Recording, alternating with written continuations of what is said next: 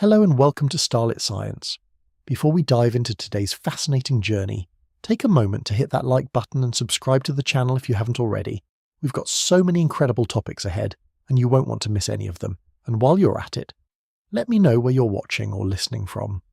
Whether you're tuning in from the heart of a bustling city or a quiet, remote corner of the world, weather is something that affects us all, no matter where we are.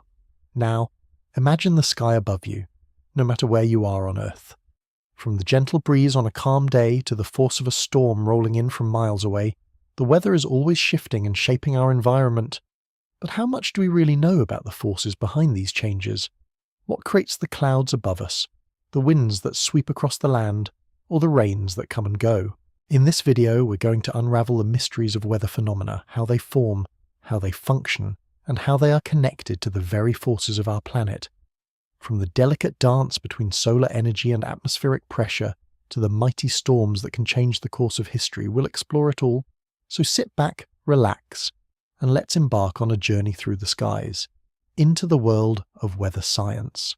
Welcome to the fascinating world of weather phenomena. When you step outside and feel the cool breeze, or hear the distant rumble of thunder, it's easy to forget just how intricate and dynamic the forces are that shape these experiences. Weather is not just a passing event, it's a collection of constantly interacting systems that impact every part of our daily lives. From the air we breathe to the clothes we wear, the weather we encounter is influenced by a variety of forces, both natural and human-made. But how does this all come together? What causes a thunderstorm to form? Why does the wind blow the way it does? What determines whether it will rain or remain dry? Weather phenomena, though often taken for granted, are far from simple. They're an intricate web of interacting forces, a dance of energy, motion, and matter. At the heart of weather is something called chaos theory, a field of study that explores how small changes in one part of a system can have large, unpredictable effects elsewhere. Edward Lorenz, a meteorologist in the 1950s, famously discovered this phenomenon when studying weather patterns. His work revealed that even minute differences in the starting conditions of weather models could lead to vastly different outcomes. This sensitivity to initial conditions is often referred to as the butterfly effect. A tiny flap of a butterfly's wings in one part of the world could, theoretically, lead to the formation of a storm thousands of miles away. Though this idea sounds almost poetic, it's grounded in real scientific principles, helping us understand just how complex and unpredictable weather can be. Weather is not just a random series of events, it's a complex system, meaning that it's made up of many interconnected parts, all influencing each other. Consider the sun, for example. The energy from the sun warms the Earth's surface, and as that energy is absorbed and redistributed by the atmosphere, it creates air currents, weather systems, and even long-term climate patterns. But it's not just the sun's energy at play. The rotation of the Earth itself also plays a crucial role, influencing how winds move and how storms form. Earth's tilt, its axis tilted at an angle of approximately 23.5 degrees, affects the seasons and the distribution of solar energy around the globe. These forces work together, forming the dynamic and ever-changing weather systems we experience every day. But even with all of this complexity, we can still trace out certain patterns. Nonlinear dynamics are at the heart of how weather behaves. This means that weather systems don't follow a straightforward, linear cause and effect. A small change in one part of the system can lead to a significant shift in another, creating what seems like an unpredictable outcome. Nonlinear systems like weather are difficult to predict because they're influenced by countless variables: air temperature, pressure, moisture content, geographical features, and more. To predict the weather, scientists have to account for all of these variables, often relying on sophisticated computer models that simulate the atmosphere's behavior. However, even with all the advancements in technology, weather forecasting still carries an element of uncertainty due to the unpredictable nature of these nonlinear interactions. Understanding weather requires looking at the bigger picture, a picture that is far from simple. But it's not just about the big forces at play like the sun's energy or the Earth's rotation. It's also about the atmospheric sciences, a field that brings together a range of disciplines from physics to chemistry, mathematics to geography. Atmospheric scientists study everything from the composition of gases in the air to the behavior of clouds, to the motion of the wind. The field has evolved over the centuries, and many lesser-known scientists have helped shape our understanding of weather. For example, in the early 20th century, a scientist named Wilhelm Bjerknes made significant strides in understanding the dynamics of atmospheric circulation. Bjerknes helped develop the theory of fronts, the boundaries between different air masses, and how these fronts play a central role in weather systems. These ideas are foundational today in weather forecasting. Meanwhile, in the mid-20th century, meteorologists like Joanne Simpson and George Hadley advanced our understanding of how clouds form and how large-scale circulation patterns like the Hadley cell drive global weather systems. These contributions from scientists, while perhaps not as well known as those of pioneers like Galileo or Newton, are critical to how we understand weather systems. When we look at weather from this broader, more interconnected perspective, it becomes clear that it's not just an isolated phenomenon, it's a reflection of the complex interdependent systems that govern our planet. Whether we're facing a calm, sunny day or a powerful storm, we're witnessing the result of forces acting in harmony, and sometimes in chaos, across vast scales of time and space. As we explore the mechanisms behind these phenomena, we'll begin to see how the weather is a constant reminder of the complex world around us. It's not just about what's happening in the sky above, it's about how the Earth's systems are all tied together, each element influencing the next in a delicate dance.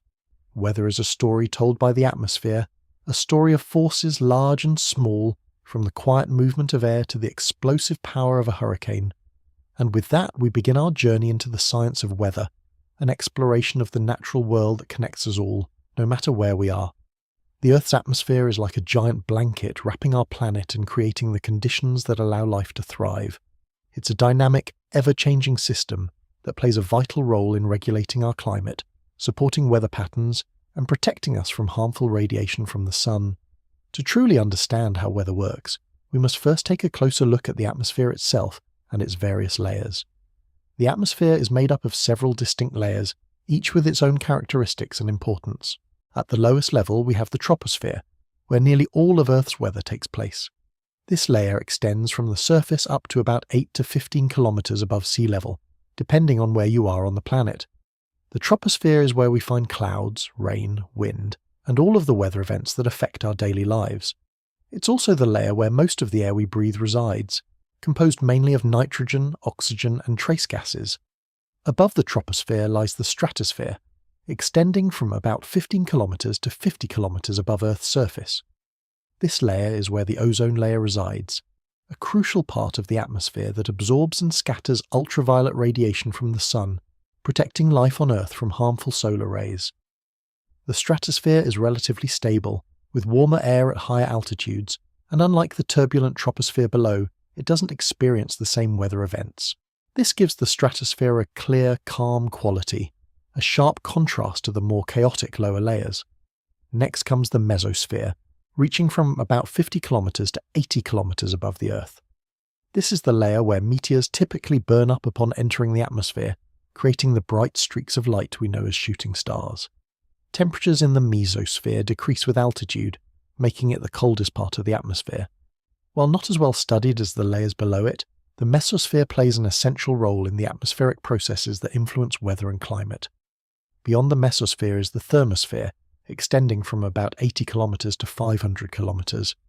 This layer is where the sun's energy interacts with the atmosphere most intensely, causing temperatures to rise dramatically as high as 1500 degrees Celsius or more. This is where the auroras, or northern and southern lights, occur, as charged particles from the sun collide with gases in the atmosphere, creating vibrant colours in the night sky. The thermosphere is also where many satellites orbit Earth, since it marks the transition from the atmosphere to space.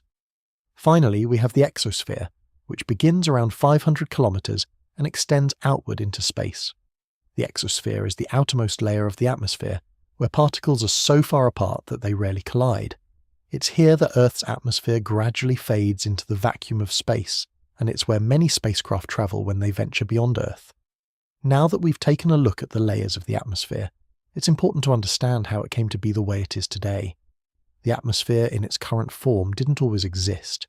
It's the result of billions of years of changes, many of which are tied to the evolution of life itself. The early Earth, about 4.5 billion years ago, had a very different atmosphere, one that was thick with gases like methane, ammonia, and carbon dioxide, much different from the oxygen-rich atmosphere we have today. The composition of Earth's atmosphere has evolved over time, largely due to the presence of life, especially photosynthetic organisms. Around 2.5 billion years ago, a process known as the Great Oxygenation Event occurred, led by early microorganisms like cyanobacteria. These organisms use sunlight to convert carbon dioxide and water into oxygen and glucose. As oxygen began to accumulate in the atmosphere, it transformed the planet, eventually allowing for the complex life forms that would follow. One of the most influential theories related to the evolution of Earth's atmosphere is James Lovelock's Gaia theory, which suggests that Earth and its living organisms function as a single, self-regulating system. According to this theory, the biosphere, atmosphere, oceans, and soil interact in a way that maintains the conditions necessary for life. Lovelock proposed that life itself, through processes like photosynthesis, helped maintain the balance of gases in the atmosphere, creating a stable environment that allowed life to thrive.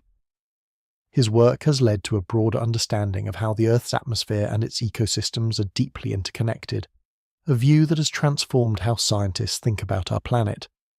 While the atmosphere's composition is largely shaped by biological processes, it is also influenced by a variety of other factors.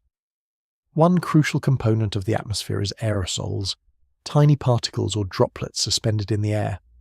Aerosols play an essential role in weather and climate, particularly in the formation of clouds. These particles serve as the nuclei around which water vapor can condense to form cloud droplets. Without aerosols, clouds would have a much harder time forming. They also affect the climate by reflecting sunlight back into space, acting as a kind of shield that can influence global temperatures.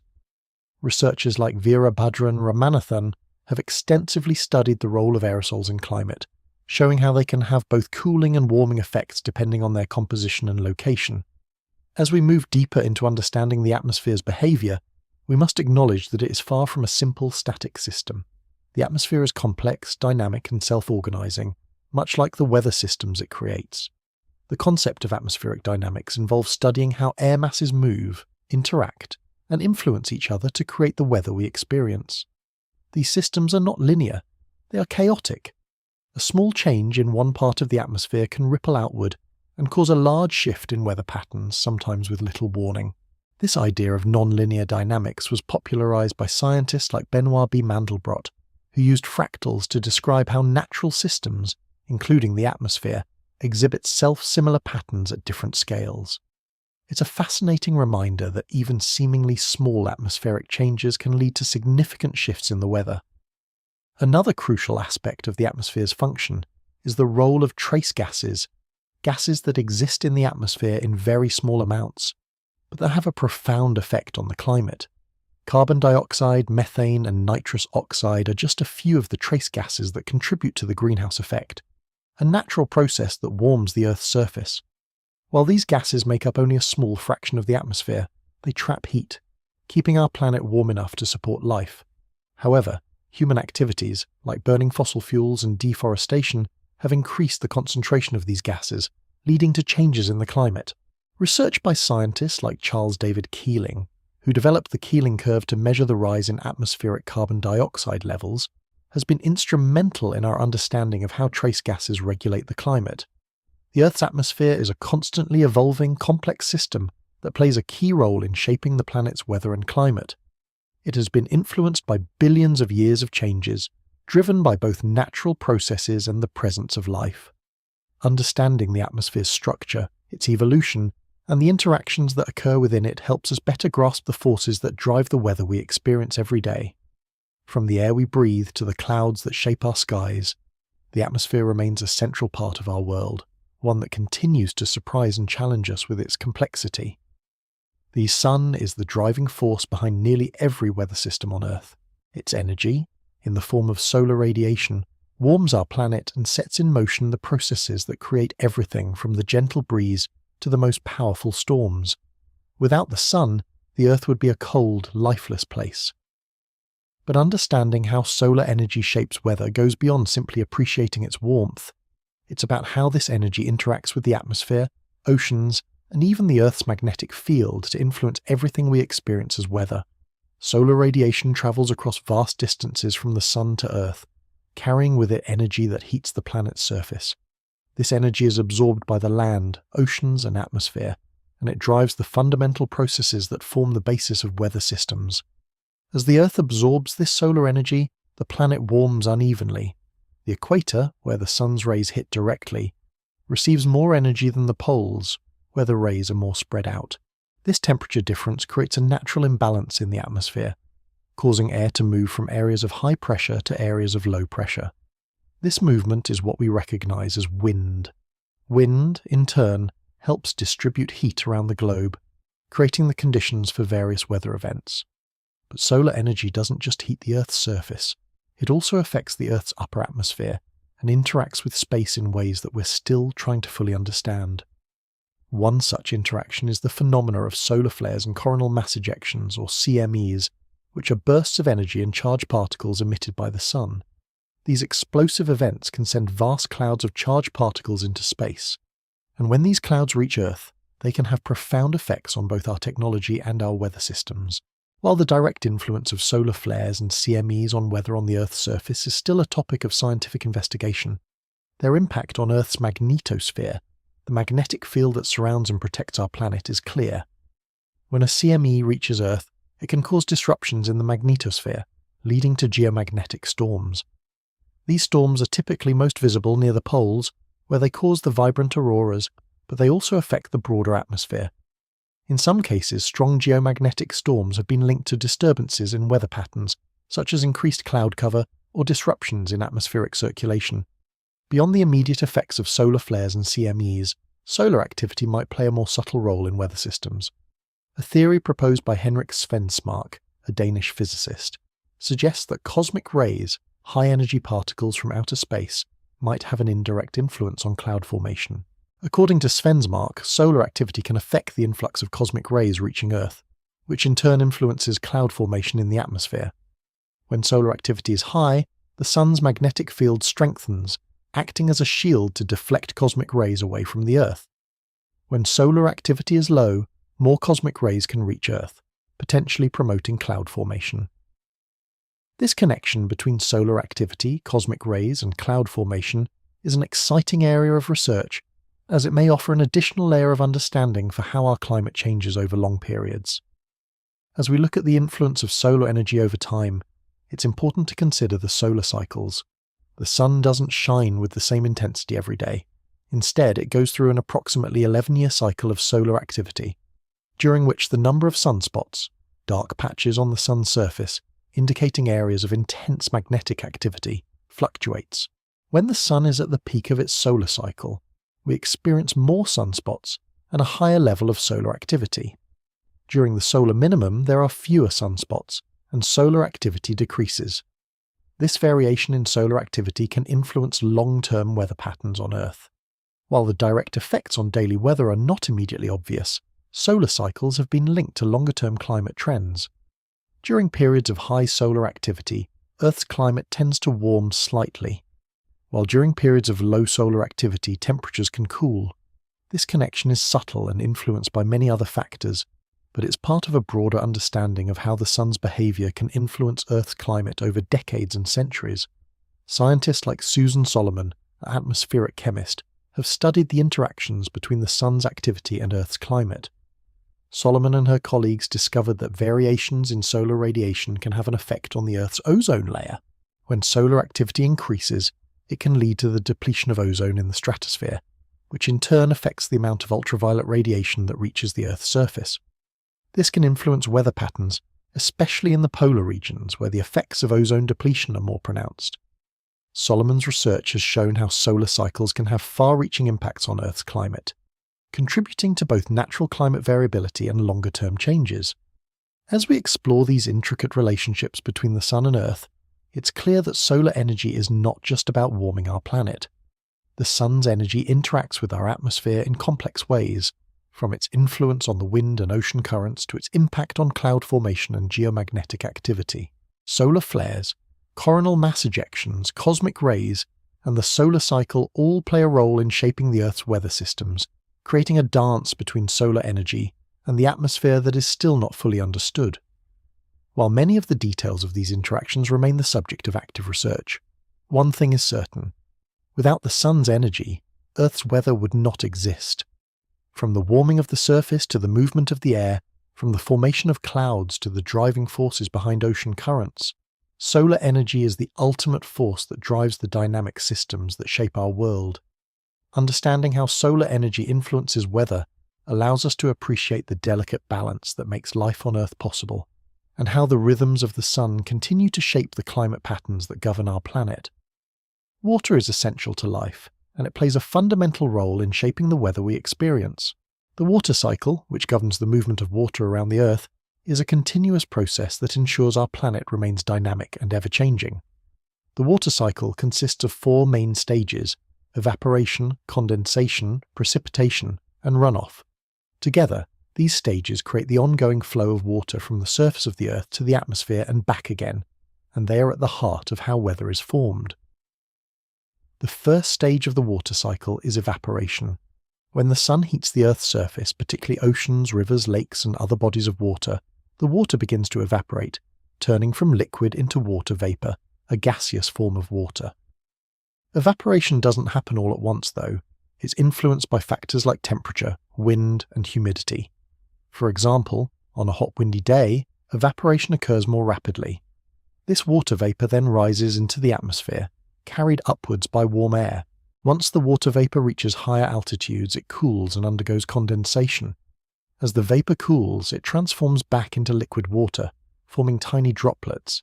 These droplets come together to form clouds. Condensation is the process responsible for creating the visible clouds we see in the sky, ranging from fluffy cumulus clouds to dark, heavy storm clouds. This stage is crucial for the formation of precipitation, the next step in the cycle. Precipitation occurs when the droplets in the clouds grow too heavy to remain suspended in the air. These droplets fall to the Earth as rain, snow, sleet, or hail, depending on the temperature of the atmosphere at different altitudes. For instance, if the air is warm enough, the water droplets fall as liquid rain. If it's colder, they may freeze into snowflakes or hailstones. Precipitation is the stage of the water cycle that directly affects our daily weather. It's what provides the water we need for drinking, agriculture, and replenishing natural bodies of water. After precipitation, the water moves back to the Earth's surface, where it travels through various pathways. Some water flows over the land as runoff, collecting in rivers, lakes, and oceans. Other water seeps into the ground, replenishing underground water supplies known as groundwater. This movement of water over the land and into bodies of water completes the cycle, only to be evaporated once again and continue its journey through the atmosphere. One of the most important components of the water cycle is water vapor, the gaseous form of water that plays a critical role in shaping weather patterns. Water vapor is invisible to the naked eye, but it's a key player in cloud formation and precipitation.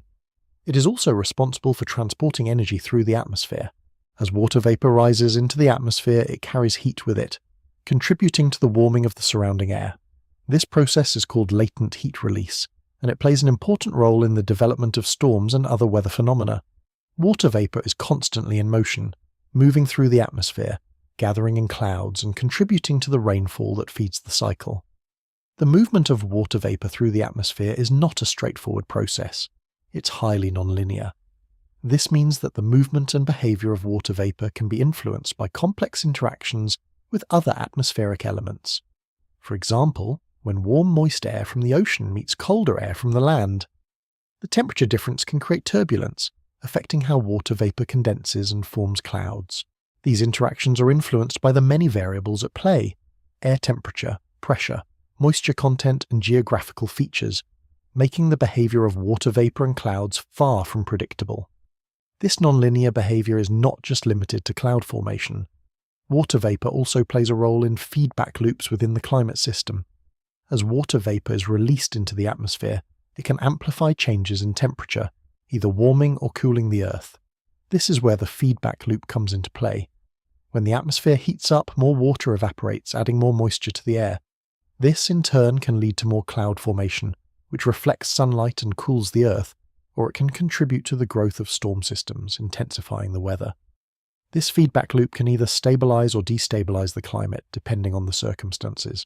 One of the most significant aspects of water vapor's role in weather is its relationship with fractal geometry, a concept introduced by mathematician Benoit B. Mandelbrot. Fractals are complex, self-repeating patterns that appear the same at different scales. In nature, these patterns are often seen in cloud formations, the branching of trees, and even the structure of coastlines. Water vapor distribution in the atmosphere is another example of a fractal process. The way that water vapor is distributed within clouds, and how clouds themselves form and evolve, follows similar fractal patterns, with smaller structures appearing within larger ones. This understanding of water vapor's fractal nature helps scientists model and predict cloud formation and precipitation, despite the inherent complexity of the processes involved. The feedback loop of water vapor and its fractal nature are just a few aspects of its influence on weather systems. Water vapor is also crucial to understanding climate change. Richard W. Hahn, a researcher in atmospheric science, highlighted how water vapor amplifies temperature changes. When the climate warms, more water evaporates into the atmosphere, increasing the concentration of water vapor. This, in turn, causes even more warming because water vapor is a potent greenhouse gas, one of the key gases responsible for trapping heat in the atmosphere. This feedback loop makes it challenging to predict the long-term impacts of climate change, as water vapor can both enhance and regulate changes in global temperature. The role of water vapor in the atmosphere is an excellent example of how simple elements, like water, can be at the heart of complex systems. The water cycle, with its stages of evaporation, condensation, precipitation, and runoff, is not just a cycle of water moving between the Earth's surface and the atmosphere. It is an interconnected web of processes that shapes weather, climate, and life on Earth. By understanding how water moves through the atmosphere, how it forms clouds, and how it interacts with temperature and energy, we gain insight into the forces that drive the weather systems we experience every day. Water, in all its forms, is a central part of the Earth's climate system, continuously cycling through the atmosphere and influencing everything from daily weather patterns to long-term climate shifts. And though the water cycle is incredibly complex, it is also a beautiful example of nature's interconnectedness, a dynamic, ever-moving system that sustains life on our planet. Wind is one of the most visible and dynamic features of our atmosphere, constantly shaping the weather and affecting our daily lives. It is the result of the movement of air from areas of high pressure to areas of low pressure, driven primarily by the sun's energy heating different parts of the Earth's surface unevenly. This process creates pressure differences that set air in motion. But the story of wind isn't just about air moving from one place to another. It's a complex system shaped by global patterns, the Earth's rotation, and interactions with the oceans. The Earth's wind systems are generally divided into three primary bands: the trade winds, the westerlies, and the polar easterlies. Each of these winds plays a significant role in shaping regional weather patterns, influencing everything from rainfall to temperature. Starting at the equator, the trade winds are the steady winds that blow from east to west. These winds are found between the equator and about 30 degrees latitude in both the northern and southern hemispheres. The trade winds are responsible for much of the tropical weather patterns, such as the formation of tropical storms and hurricanes, as they carry moist air across the oceans.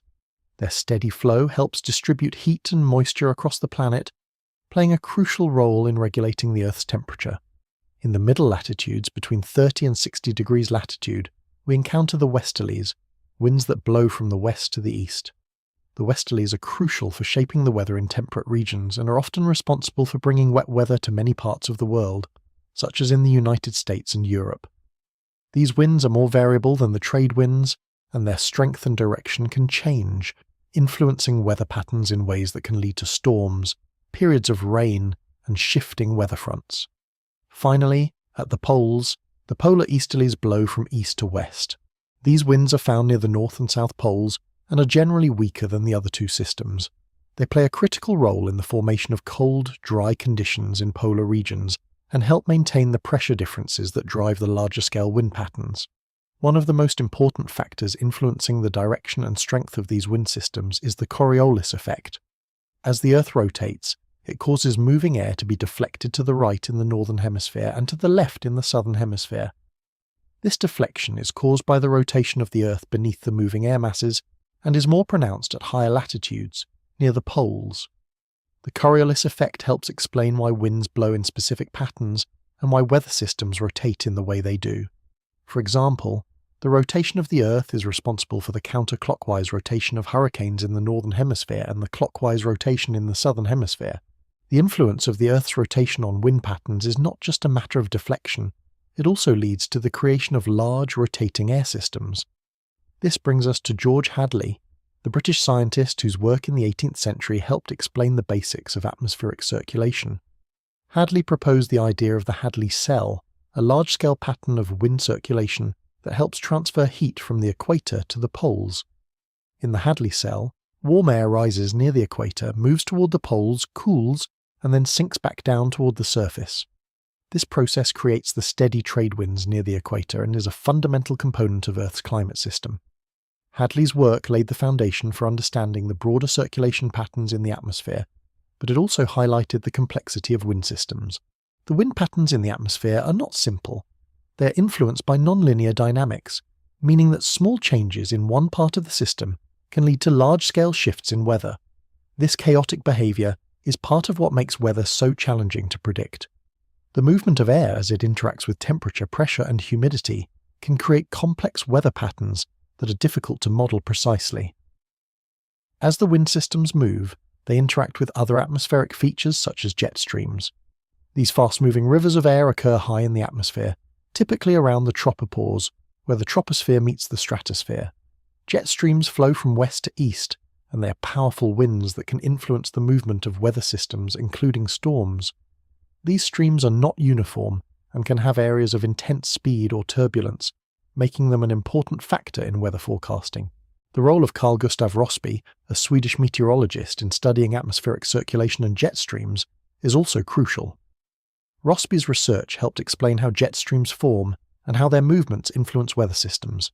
His work on the Rossby waves, the undulating patterns that jet streams form as they travel across the globe, provided a deeper understanding of how large-scale weather systems interact. Rossby's theories are fundamental in modern meteorology, as they help scientists understand the ebb and flow of weather patterns, particularly in the temperate regions affected by the westerlies.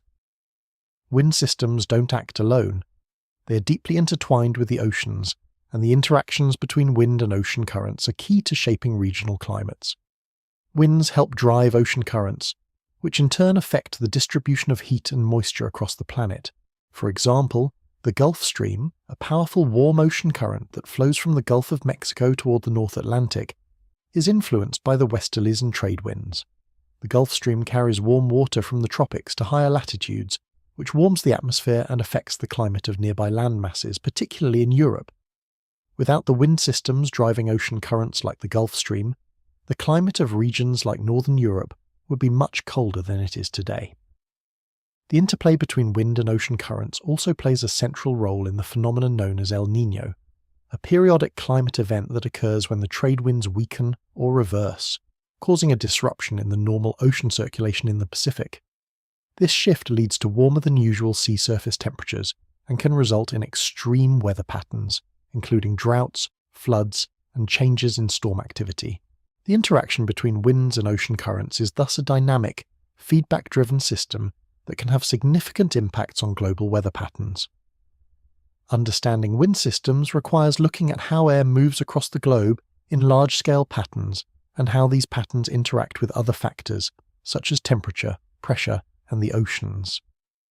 The wind is more than just air in motion. It's a complex and dynamic system that shapes the weather we experience. Whether it's the steady trade winds, the shifting westerlies, or the influence of the jet streams, wind is at the heart of Earth's weather systems. It is through wind and its interactions with the atmosphere and oceans that weather patterns emerge, creating the variety of climates and conditions that make our planet so unique. Clouds are one of the most beautiful and dynamic features of our atmosphere, constantly changing shape and form as they float across the sky. But while we often admire their beauty, clouds are also a critical part of our weather systems. Understanding how clouds form and the different types we see in the sky can offer valuable insight into what weather is coming our way. At the core of cloud formation lies a simple but essential process: condensation. Condensation happens when warm air containing water vapor cools, and the water vapor turns back into liquid form.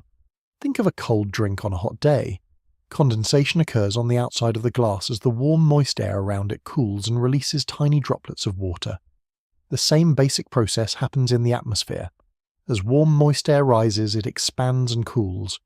Once the air cools enough, the water vapor condenses onto small particles in the air, forming tiny water droplets or ice crystals depending on the temperature. These droplets or crystals cluster together to form clouds. However, not just any air will do for cloud formation. The air needs to be saturated with moisture, meaning it must hold as much water vapor as it can at a particular temperature.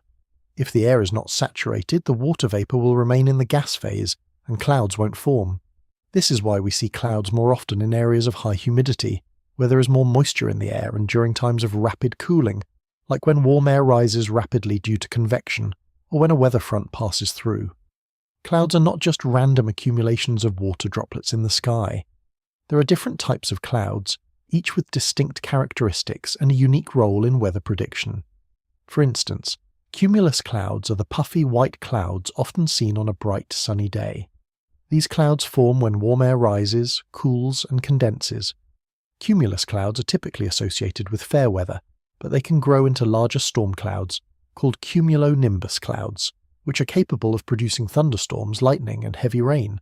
In contrast, stratus clouds are flat, uniform clouds that cover the sky like a blanket.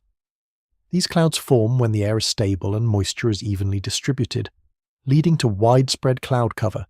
Stratus clouds are typically associated with overcast skies and light, steady precipitation like drizzle or light rain. Cirrus clouds, on the other hand, are wispy, high-altitude clouds made of ice crystals. They usually appear in fair weather, but their presence can signal a change in the weather, as they often precede a warm or occluded weather front. Each type of cloud tells us something about the current weather or what's coming next. Meteorologists use cloud patterns, along with other data, to help predict weather. For example, the appearance of nimbostratus clouds, which are thick, dark clouds that stretch across the sky, is a sign of continuous, steady precipitation, like rain or snow. When we see these clouds, it's often a good indication that we're in for a long period of wet weather. Cloud formation, however, is not just a simple process of condensation. It's influenced by the presence of aerosols, tiny particles such as dust, salt, or pollution, suspended in the air. These aerosols act as the seeds around which water vapor condenses to form cloud droplets. Without aerosols, clouds wouldn't form in the same way, or they might not form at all. This is why areas with high levels of pollution can experience more cloud formation and more frequent rain. In fact, researchers like Mark Z. Jacobson have studied how aerosols not only affect cloud formation, but also how they can influence global climate patterns. The presence of aerosols can change how clouds reflect sunlight or absorb heat, ultimately impacting regional weather and global climate. As we dive deeper into cloud structure, we encounter some fascinating patterns. Clouds themselves often follow a pattern known as fractal geometry, a concept introduced by mathematician Benoit B. Mandelbrot. Fractals are self-repeating patterns that appear similar at different scales, and this concept can be seen in cloud formation. When you look at a cloud from a distance, it may appear like a large puffy mass, but if you zoom in, you can see that it's made up of smaller, similar shapes.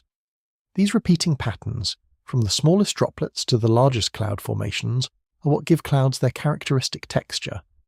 Mandelbrot's fractal geometry helps explain how cloud structures evolve and how they can look so similar at different scales.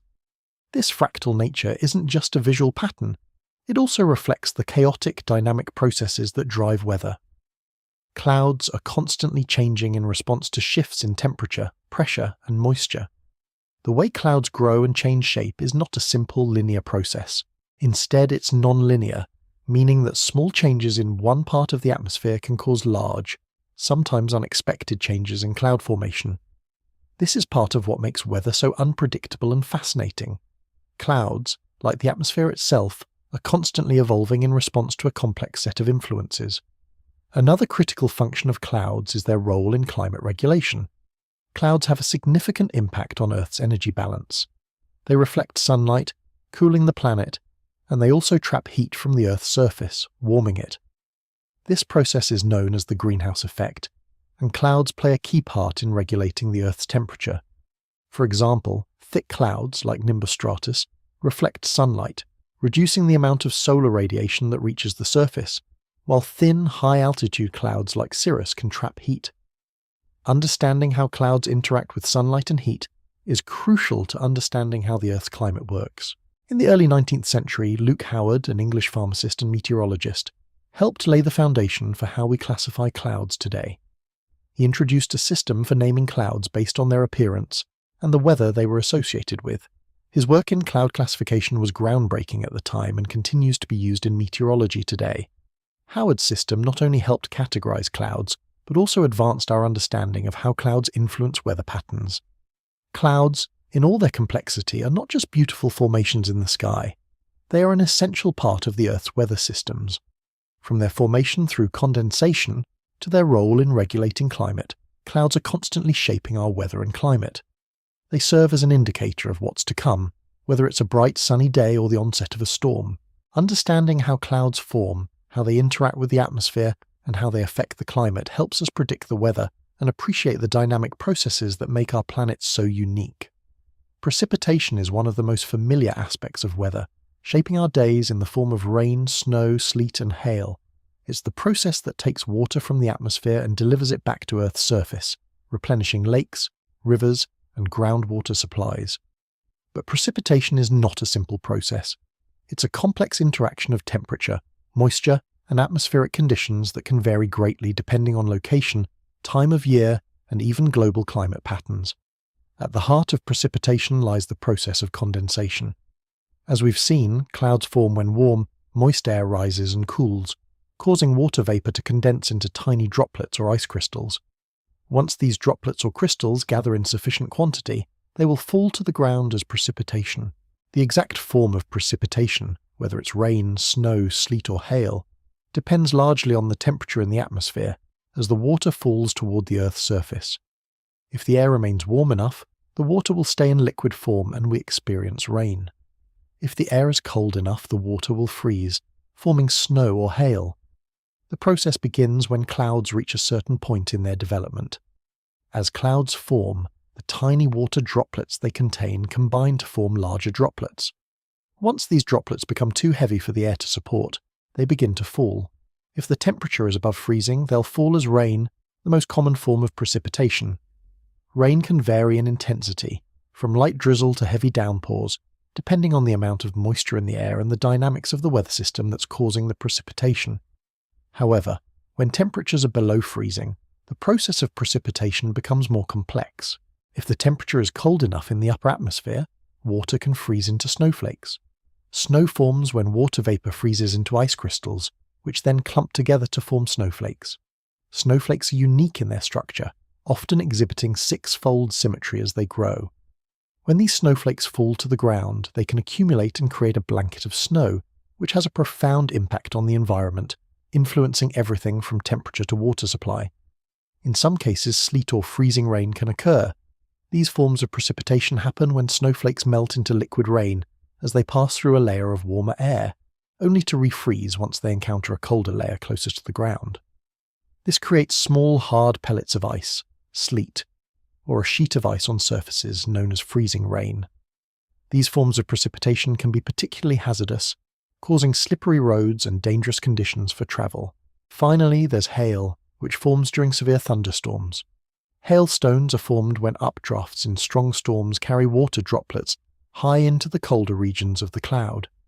There, the droplets freeze into solid balls of ice, which are then pushed back up into the cloud by the storm's updrafts. This process can continue several times, with the hailstones growing larger with each cycle, before they finally fall to the ground when they become too heavy to be supported by the updrafts. Atmospheric pressure plays a significant role in all of these types of precipitation. Air pressure refers to the weight of the air in the atmosphere, and it influences whether precipitation will occur and how intense it will be. In low-pressure systems, air rises, causing clouds to form and often leading to precipitation. Low-pressure systems are typically associated with stormy weather, including rain and snow, and they can bring periods of intense or continuous precipitation. These systems often move from west to east across the planet, driven by the larger atmospheric circulation patterns. On the other hand, high-pressure systems are typically associated with clear skies and dry weather because the air sinks and suppresses cloud formation. Weather systems are never simple, though, and nonlinear processes play a major role in determining how precipitation unfolds. Brian J. H. McNeil, a meteorologist, explored how atmospheric disturbances can lead to nonlinear changes in precipitation patterns. For instance, small shifts in temperature or pressure can amplify into larger storm systems, leading to periods of heavy rain or snow. In fact, weather systems like cyclones or monsoons are often the result of multiple, interacting nonlinear processes that are hard to predict precisely. The interactions between different air masses, ocean currents, and temperature gradients can lead to complex weather events that can change rapidly. The movement of a single low-pressure system, for example, can trigger a chain reaction of weather patterns that result in significant shifts in precipitation, making it an inherently unpredictable part of the weather. In addition to atmospheric conditions, aerosols, tiny particles suspended in the atmosphere, also play a critical role in precipitation. Aerosols include dust, sea salt, and pollution, and they serve as the nuclei around which water vapor condenses to form droplets. Without aerosols, cloud formation would be far less efficient, and precipitation would be much less frequent. Peter J. K. M. O'Arane, a scientist specializing in cloud microphysics, studied the role of aerosols in the water cycle and how they influence the development of clouds and precipitation. His work demonstrated that aerosols can alter the size and distribution of cloud droplets, influencing how clouds form and whether or not precipitation will occur. This interaction between aerosols and clouds is a crucial aspect of understanding how precipitation patterns vary across regions and seasons. As we consider the future of precipitation, it's clear that climate change is having an impact. The increase in global temperatures is altering precipitation patterns, leading to more intense storms, longer droughts, and shifting weather patterns. Research in non-equilibrium thermodynamics, a branch of physics that deals with systems that are far from equilibrium, suggests that the dynamics of the atmosphere will become more chaotic as the Earth warms. This could lead to more extreme weather events, with periods of intense precipitation followed by dry spells. Changes in ocean temperatures, which are intimately tied to precipitation patterns, could exacerbate these shifts, leading to more unpredictable and extreme weather in the future. As the climate warms, the water cycle will likely intensify. Warmer air can hold more moisture, which means that areas experiencing precipitation may see more intense rainfall, while regions experiencing droughts could face even drier conditions. In places where precipitation patterns are already erratic, these changes could have profound effects on agriculture, water supply, and even human health. Precipitation is more than just rain falling from the sky. It's a complex process influenced by a variety of factors, from atmospheric pressure and temperature to the presence of aerosols and the dynamics of atmospheric disturbances. Whether it's a light drizzle, a heavy downpour, or a winter storm, precipitation is an essential part of the Earth's weather systems. As we continue to study how precipitation works and how it's affected by changing climate conditions, we gain a deeper understanding of how the atmosphere behaves and how we can better prepare for the weather that lies ahead. Storms are some of nature's most dramatic and powerful displays, shaping the weather with their intensity and unpredictability. Whether it's a brief summer thunderstorm or a vast swirling hurricane, storms form when specific conditions in the atmosphere come together in the right way. But what exactly triggers a storm? How do these wild, chaotic forces of nature develop, and why do they often seem so unpredictable? At the heart of every storm lies a key ingredient: instability. The atmosphere is full of energy, and when the conditions are right, this energy can be released in the form of a storm. Instability occurs when warm, moist air near the Earth's surface rises and interacts with cooler air higher up in the atmosphere. This rising of warm air is driven by the sun's energy, which heats the Earth's surface and warms the air above it. When the warm air rises, it cools, and if it contains enough moisture, it can form clouds. If the atmosphere is unstable enough, the rising air continues to ascend, carrying more moisture and energy with it. This is how thunderstorms begin. In the case of thunderstorms, the process of instability is usually enhanced by convection, the upward movement of warm air. As warm air rises, it cools, condenses into cloud droplets, and releases heat. This release of heat, known as latent heat, causes the air to become even more buoyant, creating a positive feedback loop that drives the storm higher and higher. The strength of a thunderstorm depends on how much energy is available in the atmosphere and how much moisture is present. The more unstable the atmosphere is, the more intense the storm can become. One of the key dynamics at play in many storms is the phenomenon known as atmospheric instability. Early meteorologists like Lord Kelvin and Hermann von Helmholtz studied how differences in air temperature and pressure could lead to instability, particularly in large bodies of air. One of the more famous instabilities that meteorologists refer to is the Kelvin-Helmholtz instability, a type of wave instability that occurs when two fluid layers move at different speeds. This instability often leads to the formation of clouds and weather fronts, and is responsible for the dramatic cloud formations that appear in the atmosphere. These wave-like structures can cause rapid air movements, turbulence, and even contribute to the violent winds and updrafts that fuel storms. As the warm, moist air rises in a storm, it can release an enormous amount of energy. When thunderstorms develop, this energy is released in the form of lightning, thunder, and strong winds. One way to understand how this energy is released is through the work of Wilhelm Bjerknes, a meteorologist who made groundbreaking contributions to our understanding of storm dynamics. Bjerknes demonstrated that the formation of low-pressure systems and the development of storm fronts are processes that involve the release of energy. This release of energy not only powers the storm but also affects the surrounding environment. The energy from storms can be measured by the intensity of the lightning, the strength of the winds, and the amount of rain or snow that falls. The more energy available in the atmosphere, the more intense the storm can become. But storms are not entirely predictable, and their behavior can sometimes seem chaotic. This is where chaos theory comes into play. Edward Lorenz, an early pioneer of chaos theory, demonstrated how small changes in initial conditions could lead to vastly different weather outcomes. Lorenz famously discovered this while running weather models on early computers. He found that tiny differences in the starting point of a weather model, differences so small they seemed insignificant, could lead to drastically different weather predictions. This phenomenon, known as the butterfly effect, is what makes weather forecasting so challenging. Storms, particularly severe ones, are chaotic systems, meaning that even small changes in the atmosphere can cause a storm to change course, intensify, or dissipate unexpectedly. The unpredictable nature of storms is further amplified by the phenomenon known as cyclogenesis, the process by which a low-pressure system intensifies and turns into a full-fledged storm or cyclone. Cyclogenesis is responsible for the formation of hurricanes, typhoons, and other large-scale storms. These storms begin when a low-pressure system forms and begins to draw in warm, moist air from the surrounding environment.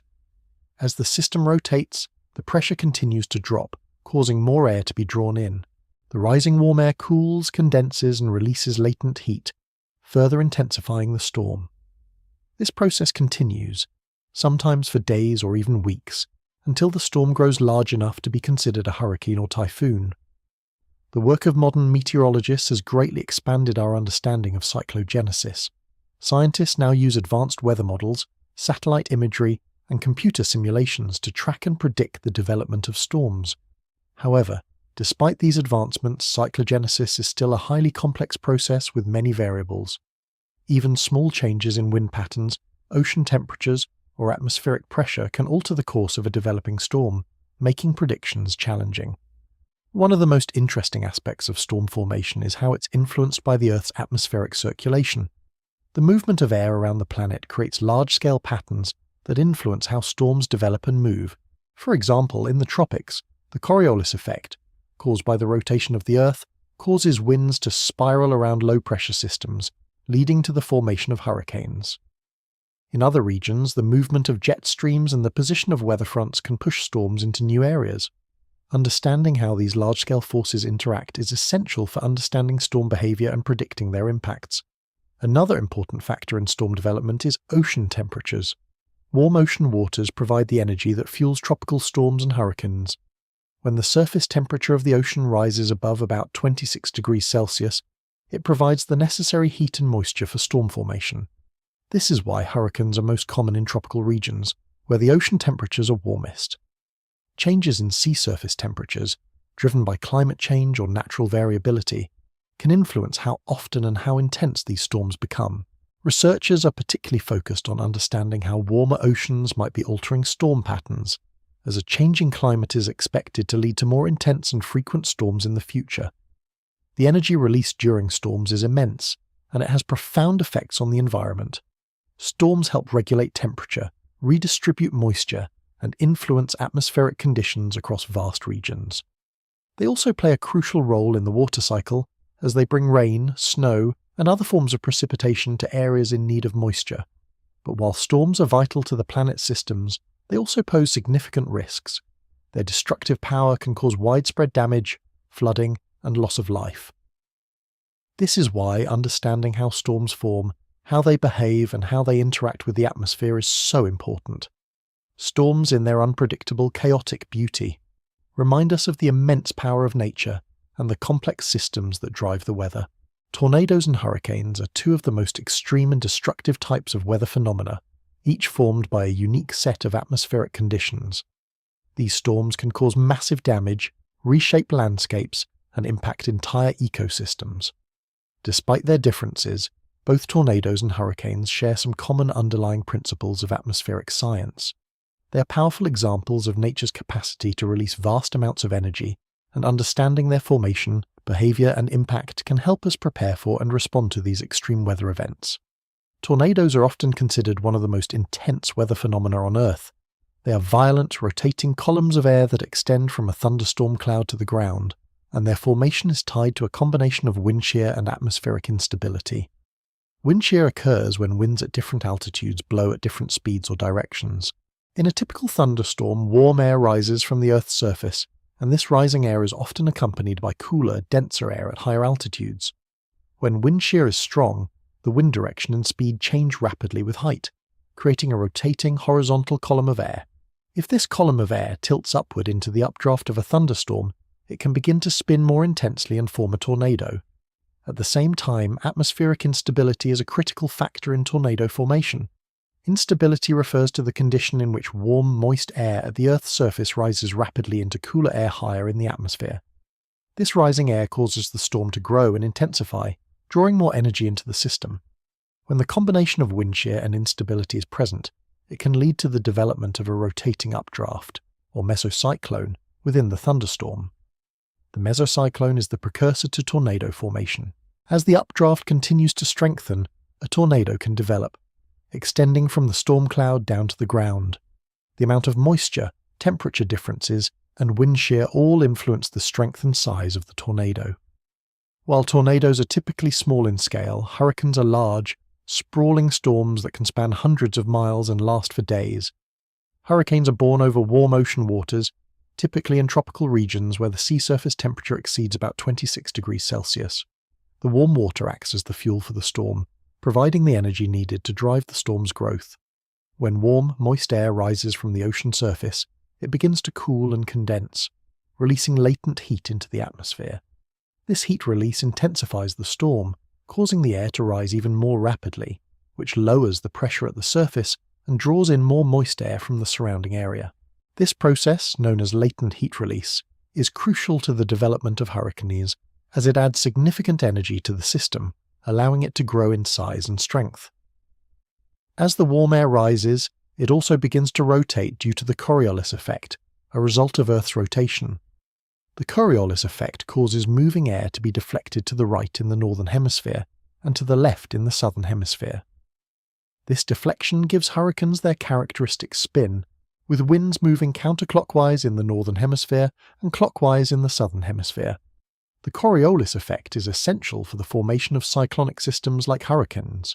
Without it, the storm wouldn't develop the rotation necessary to intensify into a hurricane. The process by which hurricanes release energy is also tied to their thermodynamics, HJF.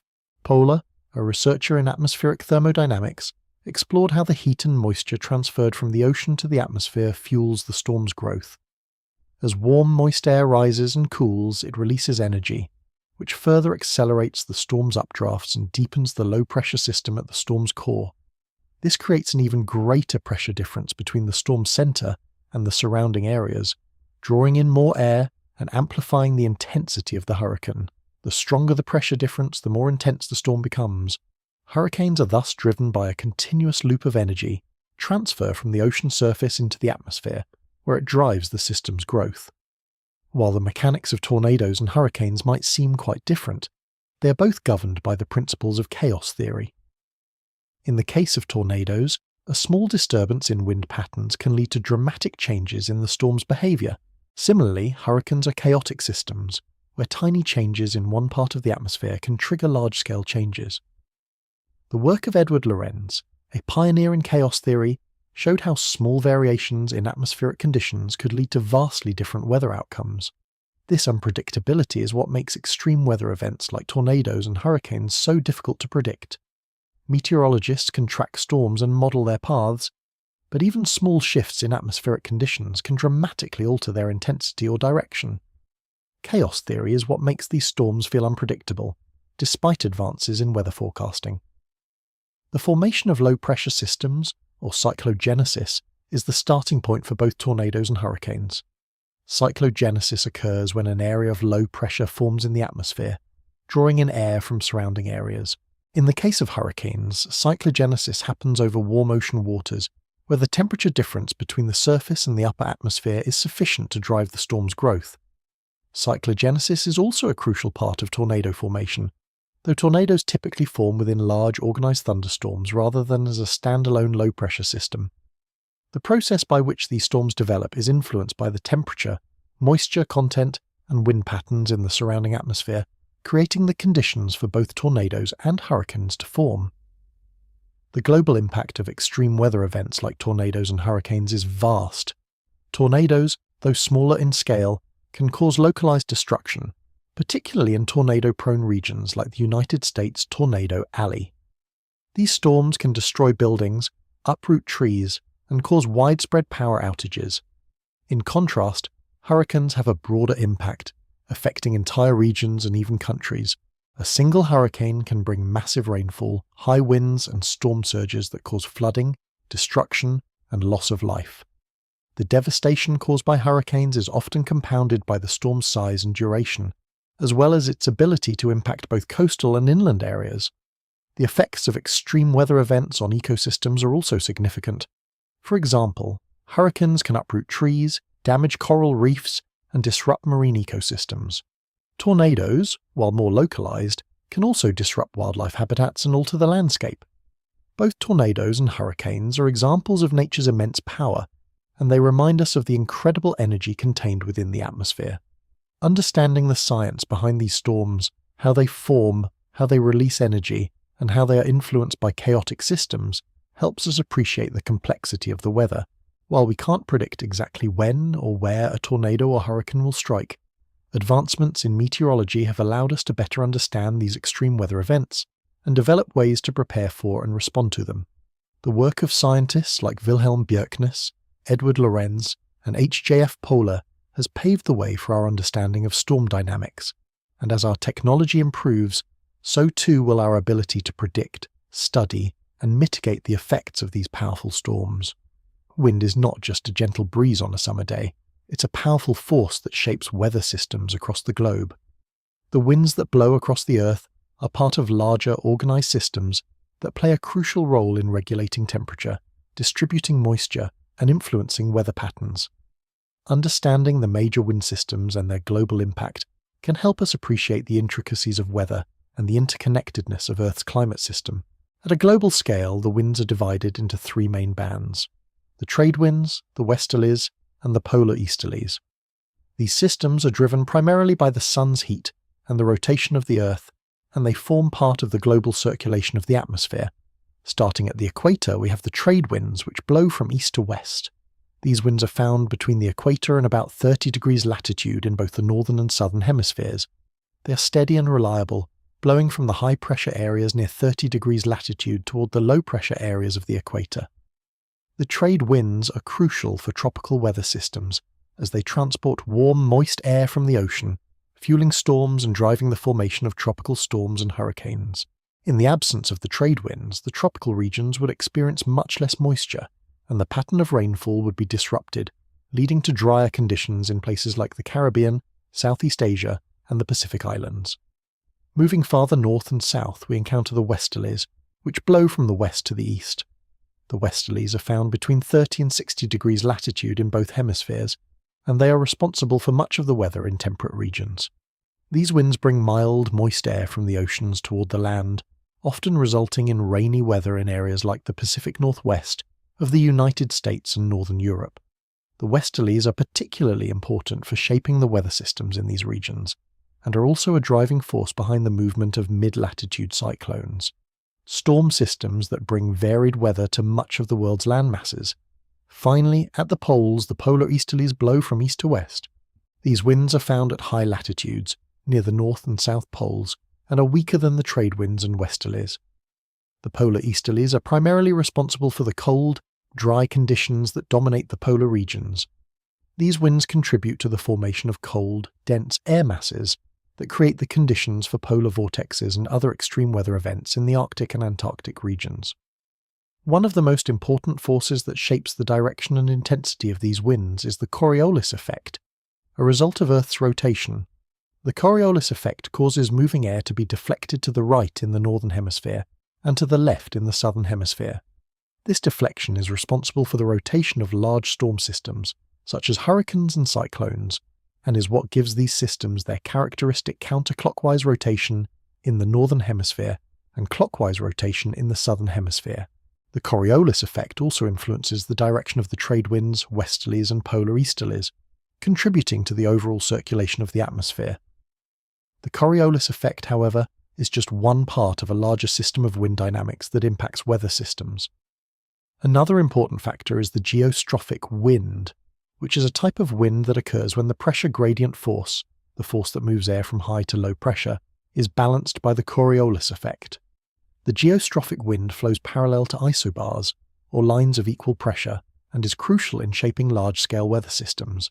For example, in the mid-latitudes, the westerlies are largely driven by geostrophic winds, which help transport energy and moisture across the planet.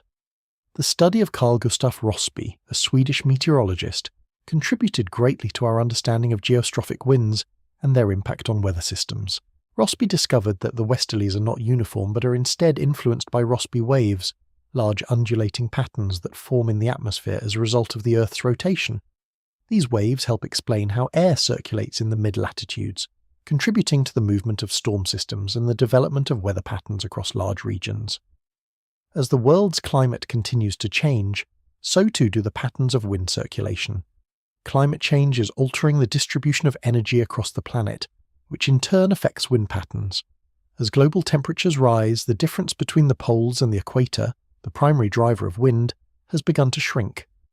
This leads to a weakening of the jet streams, the fast-moving winds high in the atmosphere that influence weather patterns at the surface. A weaker jet stream can cause weather patterns to become more persistent, leading to prolonged periods of drought, heat waves, or heavy rainfall. Researchers like Michael E. Mann, a climate scientist, have studied these changes and their potential impact on weather systems. Mann and others have shown that climate change is not just altering the temperature of the planet, but also the way that wind systems behave, with significant consequences for regional and global weather patterns. In addition to the large-scale changes driven by climate change, local wind patterns are also influenced by global wind systems. For example, coastal areas experience what is known as a sea breeze during the day and a land breeze at night. These local winds occur due to differences in temperature between the land and the ocean. During the day, the land heats up faster than the ocean, causing the air above it to rise and creating a low-pressure area. Cooler air from the ocean then moves in to replace the rising air, creating a sea breeze. At night, the opposite occurs, as the land cools faster than the ocean, causing the air to sink and creating a land breeze. These local wind patterns are influenced by the larger global wind systems, which affect the distribution of heat and moisture around the planet. Other examples of local wind systems influenced by global winds include the monsoons in South Asia and Africa. These seasonal winds are driven by the shift in pressure systems and the seasonal changes in temperature. During the summer, the land heats up faster than the ocean, causing a shift in wind patterns that brings heavy rains to the region. In the winter, the land cools down faster than the ocean, leading to a shift in winds that brings drier conditions. This dramatic change in wind patterns, influenced by global atmospheric circulation, is crucial for the agriculture and water supply in many parts of the world. Wind is not just an environmental feature, it's a powerful force that shapes weather and climate across the planet. The global wind systems, the trade winds, westerlies and polar easterlies, drive the movement of air and moisture, influencing everything from daily weather to long-term climate patterns. The Coriolis effect and geostrophic winds are essential to understanding how these systems work, and climate change is altering these patterns in ways that could have far-reaching impacts on regional weather. Local wind systems, from sea breezes to monsoons, are influenced by global patterns, showing just how interconnected the Earth's atmosphere is. Understanding these wind systems helps us predict weather patterns, anticipate the impacts of climate change, and better prepare for the forces of nature that shape our world. The oceans, covering over 70% of the Earth's surface, are not just vast bodies of water, they are dynamic systems that play a crucial role in shaping our weather and climate. The movement of water across the globe, known as ocean currents, has far-reaching effects on everything from regional weather patterns to global climate trends. These currents act like a conveyor belt, transporting heat, moisture, and nutrients around the planet, which in turn influences the atmosphere and the weather systems that affect our daily lives. One of the most important and well-known ocean currents is the Gulf Stream, which originates in the Gulf of Mexico and flows up the eastern coast of North America before crossing the Atlantic Ocean. The Gulf Stream is a powerful current that carries warm water from the tropics into the North Atlantic, significantly influencing the climate of nearby regions, particularly in Europe. In fact, the Gulf Stream has a remarkable ability to warm the climate of countries such as the United Kingdom and Norway, making them much warmer than other areas at similar latitudes. Without the Gulf Stream, these regions would experience much colder winters, similar to the climate found in other northern latitudes like Canada. The Gulf Stream is part of a larger system of currents known as the Atlantic Meridional Overturning Circulation, which helps regulate global temperatures by redistributing heat between the equator and the poles. Beyond influencing regional weather, ocean currents also play a significant role in the broader climate system. The way that warm and cold waters circulate across the planet impacts global weather patterns, especially in terms of precipitation and storm systems. For example, the El Niño and La Niña phenomena, two opposing but equally important events that occur in the tropical Pacific, are both driven by changes in ocean temperatures and currents. These phenomena can shift weather patterns globally, influencing everything from rainfall to the occurrence of storms. El Niño occurs when sea surface temperatures in the central and eastern Pacific Ocean rise significantly, disrupting normal weather patterns. This warming can cause changes in wind patterns and atmospheric pressure, leading to shifts in weather systems around the world. La Niña, on the other hand, is the opposite phenomenon, where the sea surface temperatures in the Pacific drop below normal levels. El Niño and La Niña both have profound effects on global weather, influencing everything from the frequency of hurricanes in the Atlantic to the intensity of droughts and flooding in places like Australia, Africa, and South America. The study of El Niño and La Niña phenomena has led to many important breakthroughs in oceanography, particularly by scientists like Walter Munk, who has made significant contributions to our understanding of ocean currents and their influence on weather. Munk's work has helped explain how small changes in ocean temperatures can lead to large-scale shifts in global weather patterns, making these phenomena an important focus of climate research. Through the study of ocean dynamics, scientists are gaining a better understanding of how ocean currents impact both short-term weather and long-term climate trends. One of the most fascinating aspects of ocean currents is their interaction with the atmosphere. The ocean-atmosphere system is deeply intertwined, and the conditions in one can have profound effects on the other. When ocean waters warm, they release heat into the atmosphere, which can alter atmospheric pressure systems and affect wind patterns. Conversely, changes in atmospheric pressure can influence ocean currents, creating a feedback loop that strengthens or weakens weather systems. This interaction is especially evident during storm events, where the ocean's surface temperature can play a crucial role in determining the strength of tropical storms and hurricanes. Hurricanes, for example, form over warm ocean waters, where the heat and moisture from the sea provide the energy needed to fuel these powerful storms.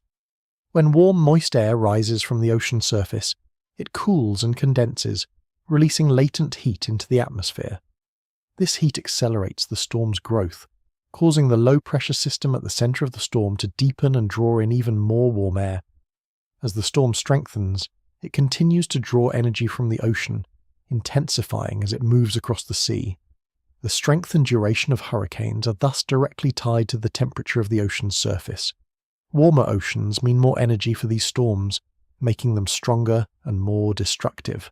In recent decades, researchers have observed that increasing ocean temperatures, driven by climate change, have led to an increase in the intensity of hurricanes, particularly in the Atlantic Ocean. This connection between ocean temperatures and storm development underscores the role oceans play in regulating weather. Warm ocean currents and sea surface temperatures are essential drivers of tropical storms and hurricanes. Without the oceans, these storms would not have the energy to grow into the powerful systems we see during hurricane season.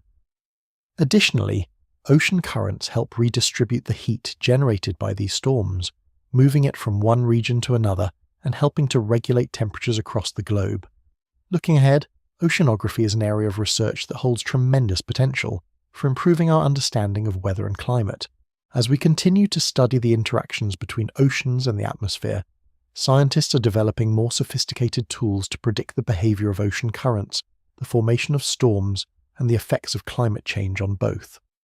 One area of emerging research is the study of non-equilibrium thermodynamics, a field that explores how systems such as the ocean atmosphere system behave when they are out of balance or in a state of flux.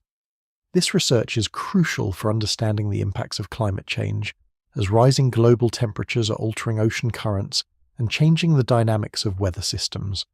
For instance, the melting of ice in the Arctic is affecting the global ocean circulation patterns, which may have long-term consequences for the distribution of heat and moisture around the planet.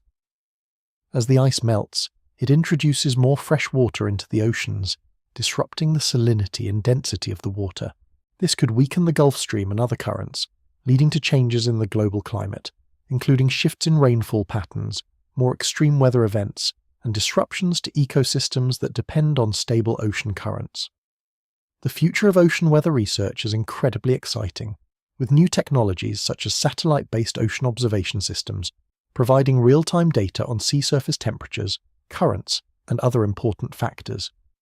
These advancements are helping meteorologists and climate scientists predict weather patterns with greater accuracy and anticipate the potential impacts of climate change.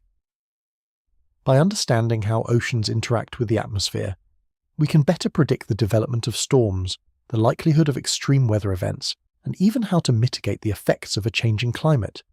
In conclusion, oceans are not just vast, passive bodies of water. They are active, dynamic systems that shape weather, climate, and ecosystems around the world. From influencing regional weather patterns like the Gulf Stream to driving global phenomena like El Niño and La Niña, the oceans are a key player in Earth's climate system. As we continue to study the oceans and their interactions with the atmosphere, we gain more insight into how the Earth's weather operates and how we can better prepare for the challenges that lie ahead. Whether it's improving weather predictions or understanding the future impacts of climate change, the oceans remain a critical area of study for our planet's future. Atmospheric pressure is the weight of the air above us, and while it might seem like an abstract concept, it plays a crucial role in shaping the weather. The atmosphere is in constant motion, and areas of high and low pressure form due to temperature differences, moisture content, and the Earth's rotation. These pressure systems have a significant impact on the weather patterns we experience every day. Understanding how they work can help explain why one day might be calm and clear, while the next could bring a storm. A high-pressure system is an area where the air is denser and sinks toward the Earth's surface. This causes the air to warm and dry out, leading to clear skies and calm weather. High-pressure systems are typically associated with fair weather, light winds, and stable atmospheric conditions. On the other hand, a low-pressure system occurs when warm, moist air rises. As the air rises, it cools and condenses, creating clouds and often precipitation. Low-pressure systems are generally linked to unsettled weather, such as rain, thunderstorms, or even hurricanes. The movement of air between these areas of high and low pressure is what drives the winds we experience, from gentle breezes to strong gusts. The frontal systems play a key role in weather formation, particularly when different air masses meet.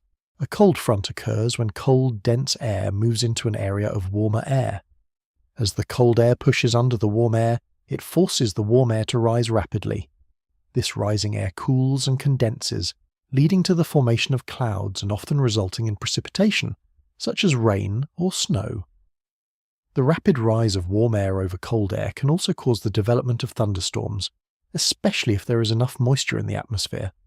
Cold fronts typically bring a sharp drop in temperature and a sudden change in wind direction. In contrast, a warm front occurs when warm air moves into an area of cooler air. Unlike a cold front, warm air is less dense, so it gradually rises over the cooler air.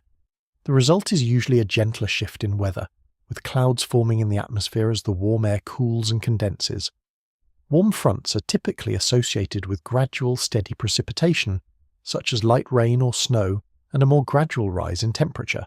The weather behind a warm front tends to be milder and clearer than the stormy conditions that often follow a cold front. The geopotential height is another important concept in understanding how pressure systems and weather patterns interact.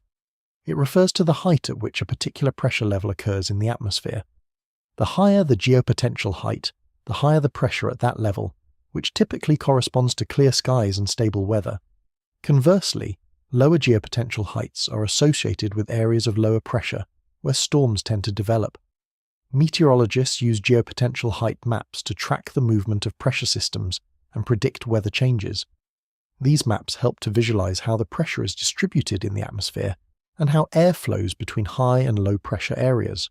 Cyclones and anticyclones are two types of large-scale pressure systems that significantly impact weather patterns. A cyclone is a rotating low-pressure system where air spirals inward toward the center of the system. As the air rises, it cools, condenses, and forms clouds, which leads to precipitation and stormy weather. Cyclones can vary in size, from smaller systems that produce thunderstorms to massive systems like hurricanes. In the northern hemisphere, cyclones rotate counterclockwise, while in the southern hemisphere they rotate clockwise. These systems are responsible for bringing some of the most extreme weather, including heavy rainfall, wind, and storm surges. In contrast, an anticyclone is a high-pressure system, where air flows outward from the center. Anticyclones are generally associated with clear skies, dry conditions, and stable weather. The air in an anticyclone sinks toward the Earth's surface, warming as it descends and leading to dry, clear conditions. Anticyclones tend to suppress the formation of clouds and precipitation, which is why they are often linked to long periods of dry, calm weather. The movement of both cyclones and anticyclones is influenced by the Coriolis effect, a result of Earth's rotation. This effect causes moving air to be deflected to the right in the northern hemisphere and to the left in the southern hemisphere, which is why cyclones rotate in opposite directions in each hemisphere. The Coriolis effect also influences the movement of high-pressure systems, directing the airflow and shaping the direction of winds. This interaction between pressure systems, wind patterns, and the Coriolis effect is essential for understanding the behavior of weather systems around the world. As the climate changes, so do the pressure systems that influence weather. Climate change is altering the distribution of heat and moisture across the planet, which in turn is affecting atmospheric pressure and wind patterns. Michael E. Mann, a climate scientist known for his work on global warming, has shown that as the planet warms, the difference in temperature between the equator and the poles decreases. This leads to weaker wind patterns and changes in the strength and frequency of low-pressure systems. We're already seeing the effects of these changes in the form of more intense storms, altered precipitation patterns, and shifting weather systems. For instance, the warming of the Arctic is leading to changes in the jet streams, which can cause more extreme weather events such as heat waves, heavy rainfall, and droughts. The rise in global temperatures also affects pressure systems by warming the atmosphere and altering the balance of high and low pressure systems. Warmer temperatures can cause air to rise more quickly in some areas, intensifying low pressure systems and creating stronger storms.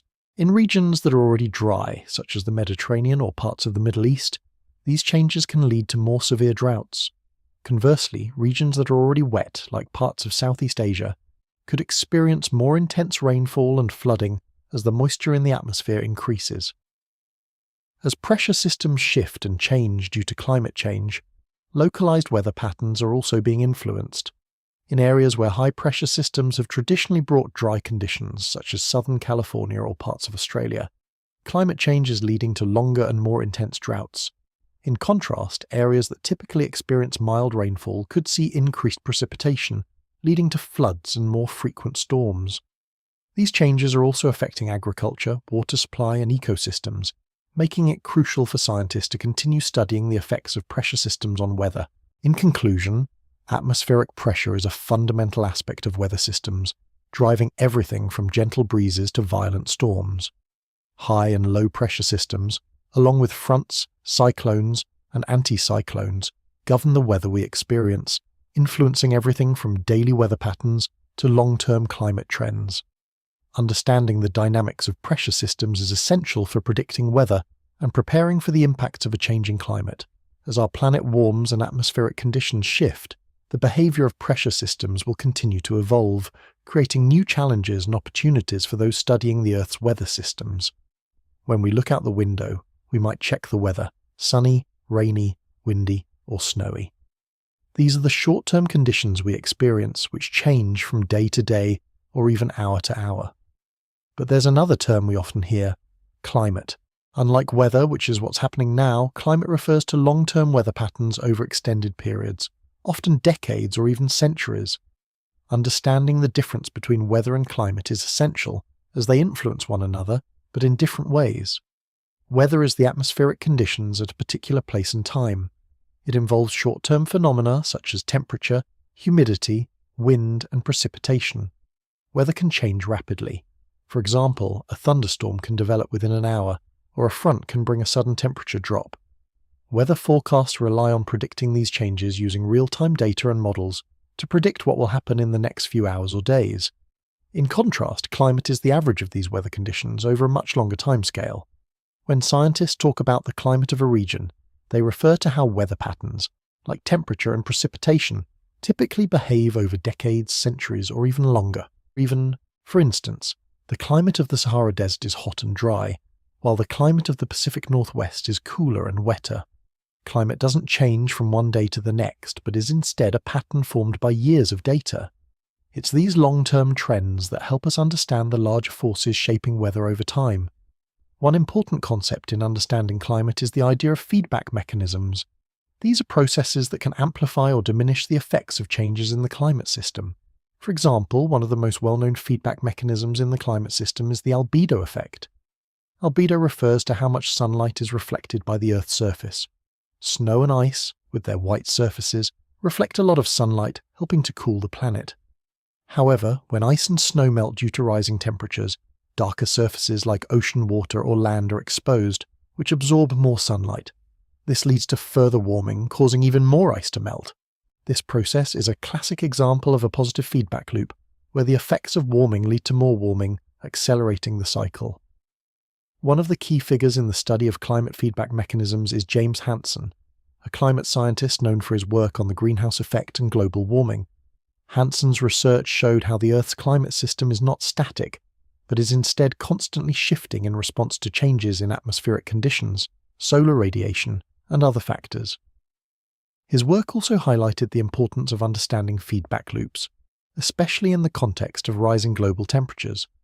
Feedback mechanisms like the albedo effect, or the way increased moisture in the atmosphere leads to more heat being trapped, make it clear that changes in climate are often self-reinforcing, driving long-term shifts. Another significant driver of long-term climate change is solar forcing, or the influence of the sun's variability on Earth's climate. Over the course of Earth's history, the sun's output has varied, influencing the climate in subtle but important ways.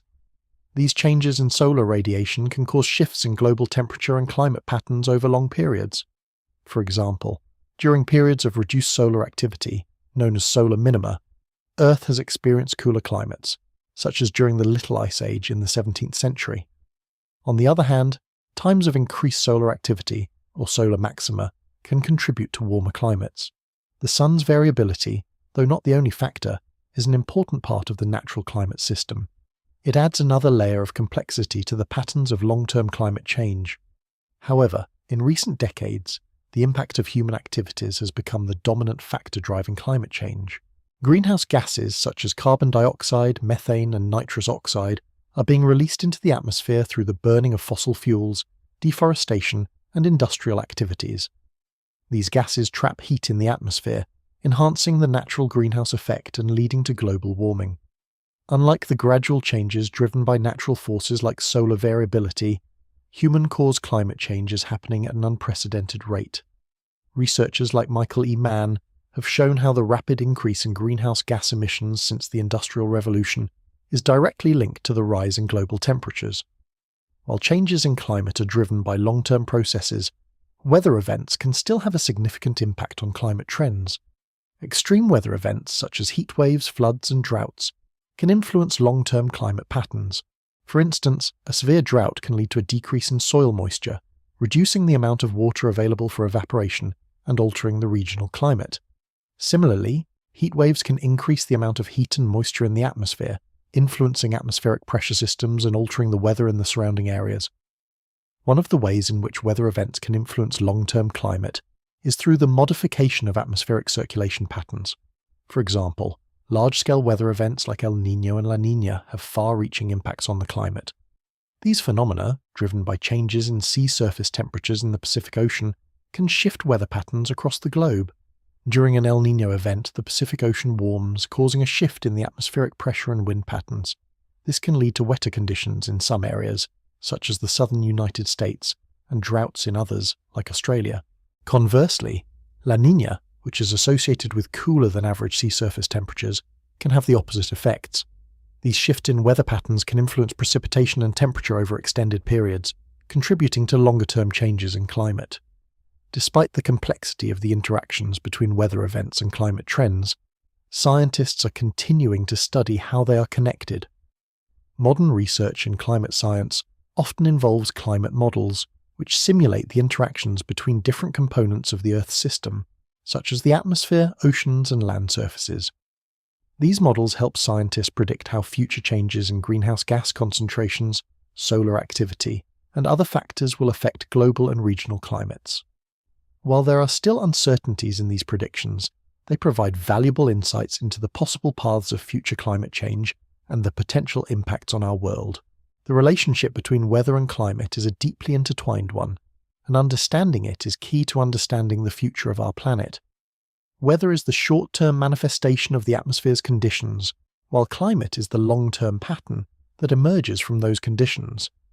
Feedback mechanisms like the albedo effect, solar forcing, and greenhouse gas emissions shape the climate over long periods, while extreme weather events and shifts in atmospheric circulation can have lasting effects on those patterns.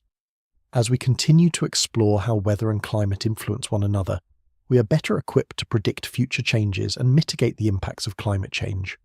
By studying the processes that drive both weather and climate, we can gain a clearer picture of the world's changing climate and how we might adapt to the challenges ahead. The ability to predict the weather is a relatively recent development in human history, but it has evolved dramatically over the past few centuries. Early weather forecasting relied on simple observations of the environment, such as the appearance of clouds or changes in the wind. These early methods were rudimentary and often inaccurate, but they laid the foundation for the complex weather forecasting systems we use today. One of the key figures in the early development of weather forecasting was Sir Francis Beaufort, an English admiral and hydrographer who developed the Beaufort scale in the early 19th century. The scale classified wind speeds based on observable effects, ranging from calm to hurricane force. This was an important step in standardizing weather observations, helping meteorologists communicate more effectively and begin to predict weather patterns based on wind behavior. As the field of meteorology grew, so did the tools and technologies available to weather scientists.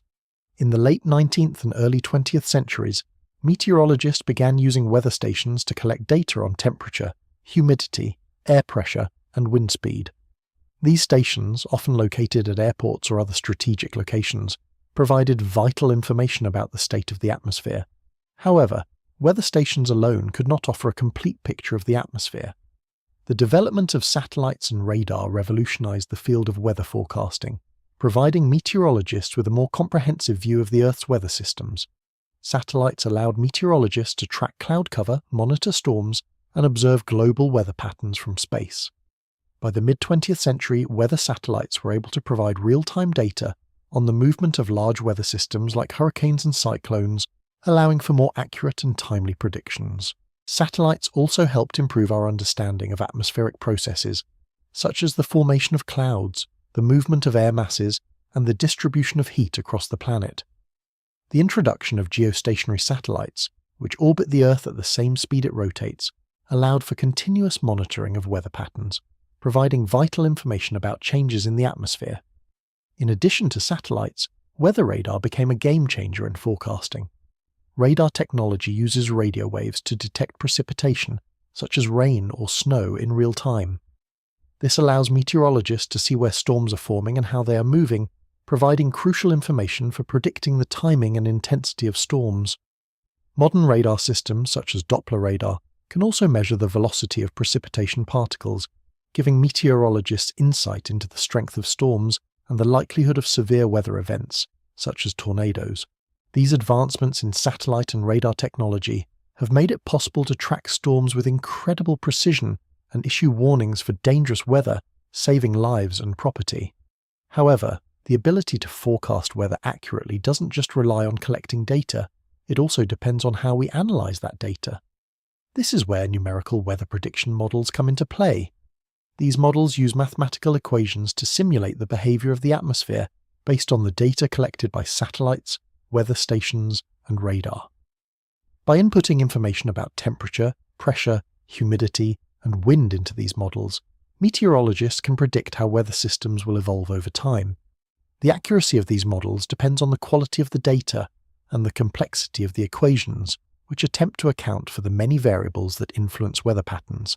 The development of numerical weather prediction began in the early 20th century, with significant advancements occurring in the mid-20th century as computers became more powerful.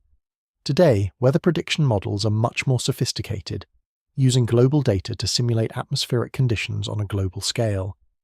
Global climate models, GCMs, are used to predict long-term climate patterns, while regional climate models, RCMs, are used to forecast weather on a smaller scale. These models help meteorologists predict everything from daily weather to long-term shifts in climate, such as the impacts of global warming on precipitation patterns and temperature. One of the most exciting developments in modern weather forecasting is the use of artificial intelligence, AI. AI has the potential to significantly improve weather predictions by analyzing vast amounts of data and identifying patterns that might be too complex for traditional models to detect. Machine learning algorithms can learn from past weather events, improving predictions over time as more data is fed into the system. Researchers like Julia S. Gould have been at the forefront of applying AI to weather forecasting, using algorithms to simulate chaotic weather systems and make more accurate predictions. By incorporating AI into weather models, meteorologists are able to provide more precise forecasts, especially for short-term weather events like thunderstorms and hurricanes. AI has also made a significant impact on the real-time analysis of weather data. For example, AI algorithms can process satellite and radar data much faster than humans can, allowing meteorologists to track storms and other weather events as they develop. AI can also assist in pattern recognition, helping meteorologists identify signs of severe weather, such as tornadoes or hailstorms, before they happen. These advancements have the potential to improve early warning systems, giving people more time to prepare for extreme weather events. Despite all of the advancements in technology, weather forecasting still faces significant challenges. One of the primary obstacles to accurate forecasting is the chaotic nature of weather systems. As Edward Lorenz, the mathematician and meteorologist who pioneered chaos theory, demonstrated in the 1960s, even small changes in the atmosphere can lead to vastly different weather outcomes. This sensitivity to initial conditions makes weather predictions inherently uncertain. The more time that passes, the more uncertainty increases in the forecast. While short-term forecasts, those for the next few hours or days, are generally quite accurate, long-term predictions, those extending beyond a week, are still difficult to make with precision. Moreover, as climate change continues to alter the dynamics of the atmosphere, new challenges are emerging. Rising global temperatures, shifting weather patterns, and more frequent extreme weather events make it harder to predict weather with the same level of accuracy. In particular, the increasing intensity of storms like hurricanes and heat waves can complicate forecasting. While technology has improved the ability to predict weather, these changes mean that meteorologists must continuously adapt and refine their models. Another challenge is the availability and quality of data. While satellites, radar, and weather stations provide vast amounts of information, there are still areas of the world that are difficult to monitor. For example, some remote regions, like parts of the oceans or polar areas, are undersampled in terms of weather data. The lack of data from these regions can limit the accuracy of global weather models. Additionally, the sheer volume of data that meteorologists must process can lead to computational challenges, requiring the development of faster algorithms and more efficient systems to keep up with the demands of modern weather forecasting. In conclusion, weather forecasting has come a long way since the days of simple observations and guesswork. Advances in technology, from satellites and radar to numerical models and artificial intelligence, have revolutionized the way we predict the weather. These tools allow meteorologists to provide more accurate and timely forecasts, saving lives and helping communities prepare for severe weather. However, the inherent chaos of weather systems, along with challenges like climate change and data gaps, means that forecasting will always have an element of uncertainty. As technology continues to advance, though, we can expect weather predictions to become even more precise, helping us better understand and adapt to the changing climate.